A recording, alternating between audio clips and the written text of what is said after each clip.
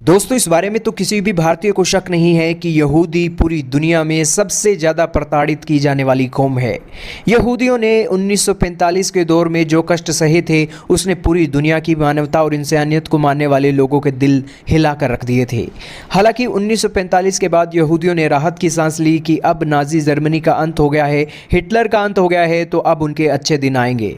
लेकिन उन्हें क्या पता था कि यहाँ पर नाजी जर्मनी का अंत हुआ है तो एक और मुद्दा उनके सिर पर चढ़कर बोलने लगेगा, और वो मुद्दा है इजराइल और फिलिस्तीन का मुद्दा।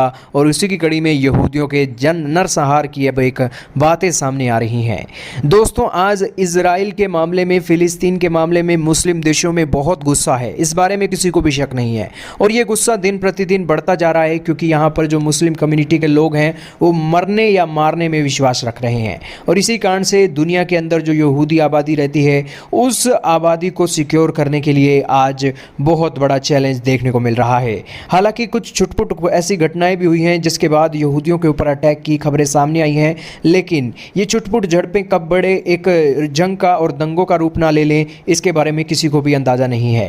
यही कारण है कि अब एक बहुत सख्त कदम लेने की ज़रूरत है इन मुस्लिम कम्युनिटी के लोगों के खिलाफ जो आज इजराइल के खिलाफ प्रोटेस्ट कर रहे हैं।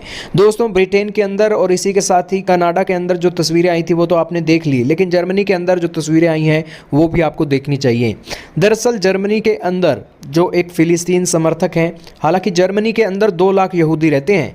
हालांकि इन 2 लाख यहूदियों को सिक्योर करने की जिम्मेदारी जर्मनी की पुलिस की है, और जर्मनी वैसे भी बहुत बदनाम है यहूदियों के जनसंहार के लिए।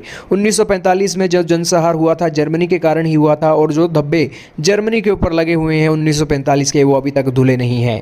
लेकिन आज अगर एक छोटी सी भी घटना यहूदियों के खिलाफ जर्मनी में हो जाती है तो ये घटना किसी भी वक्त बड़ा रूप ले सकती है। और इसी की कड़ी में अब जर्मनी की पुलिस ने एहतियात भी बरतना शुरू कर दिया है।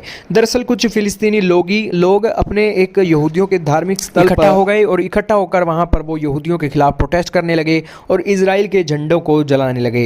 हालांकि इस तरीके के झंडों को जलाना जर्मनी की पुलिस ने बिल्कुल नकार दिया, और उन्होंने उन लोगों को गिरफ्तार कर लिया जो ये झंडे जला रहे थे। उस समय 15 लोगों की गिरफ्तारी हुई, और यहाँ पर जर्मनी के जो विदेश मंत्री हैं हीको मास, उन्होंने संदेश दिया कि इजराइल का फ्लैग कोई भी एंटी इजराइल रैली में नहीं जलाएगा, और अगर कोई एक कारनामा करता है तो हम उनकी गिरफ्तारी करेंगे, और हो सकता है कि जो अगर बाहर के लोग ऐसा कर रहे हैं तो उन्हें हम डिपोर्ट भी करेंगे।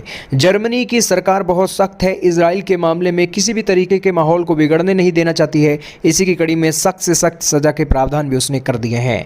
लेकिन 2 लाख यहूदी आज जर्मनी के अंदर जो रह रहे हैं, उनके लिए भी हीको मास ने कहा है कि आज इनकी सेफ्टी और सिक्योरिटी के लिए, इनके धार्मिक स्थलों और इन फैमिली को सिक्योरिटी के लिए जर्मनी की सरकार जिम्मेवार है और हर संभव मदद करेगी जर्मनी के यहूदियों को बचाने के लिए। हालांकि एक समय था 1945 के दौर में जब जर्मनी के अंदर यहूदियों की संख्या सिर्फ 2000 की रह गई थी, और ये 2000 यहूदी भी वो थे जिन्होंने अपना एक भेष बदलकर, या फिर छोटे छोटे बच्चे जिन्हें एक जर्मनी के लोगों ने एक अपना एक गोद में ले लिया था, उन कारण से उनकी पॉपुलेशन बची थी, या फिर कोई अपने आप को छुपा कर बैठा था 5 से 6 साल तक। उन कारणों से 2000 यहूदी जर्मनी के अंदर बचे थे, और आज 2000 व्यक्तियों से 2 लाख तक गिनती यहूदियों की पहुंची है जर्मनी के अंदर। लेकिन इन सभी के बीच जो फ्रांस है, ब्रिटेन है और जर्मनी है, यहाँ पर मुसलमान लोगों की आबादी दिन प्रतिदिन बढ़ती जा रही है, और 10% के आसपास यहाँ पर मुस्लिम आबादी बढ़ गई है, जिस कारण से अगर कोई छोटी मोटी झड़प भी अगर एक बड़े दंगों का रूप ले लेती है तो इसमें भी कोई